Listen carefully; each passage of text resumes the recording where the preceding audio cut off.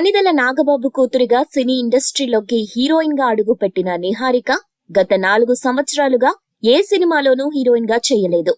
మోహన్ బాబు రెండో వారసుడైన మంచు మనోజ్ కూడా హీరోగా సినిమా చేసి 7 ఏళ్లవుతుంది. ఇలా వెండితెరకు దూరమైపోయిన ఈ ఇద్దరు హీరో హీరోయిన్ల కలయికలో దర్శకుడు Varun Korukonda what the fish అనే చిత్రాన్ని తెరకెక్కిస్తున్నారు. ఈ చిత్రంలో నిహారిక పోషించనున్న అష్టలక్ష్మి పాత్రను పరిచయం చేస్తూ ఆమె ఫస్ట్ లుక్ ను ఇటీవల చిత్ర బృందం విడుదల చేసింది. ఆ ఫస్ట్ లుక్ లో హీరోయిన్ నిహారిక ఒక మోడర్న్ డ్రెస్ లో మెరిసింది. దీంతో ఈ పిక్ ఇప్పుడు నెట్టింట వైరల్ గా మారింది. ఇక మంచు మనోజ్ కి సంబంధించి టీజర్ కూడా 7 నెలల క్రితం విడుదల చేయగా ఫ్యాన్స్ అంతా రాక్ స్టార్ ఇస్ బ్యాక్ అంటూ ఆ టీజర్ కి మంచి స్పందన ఇచ్చారు.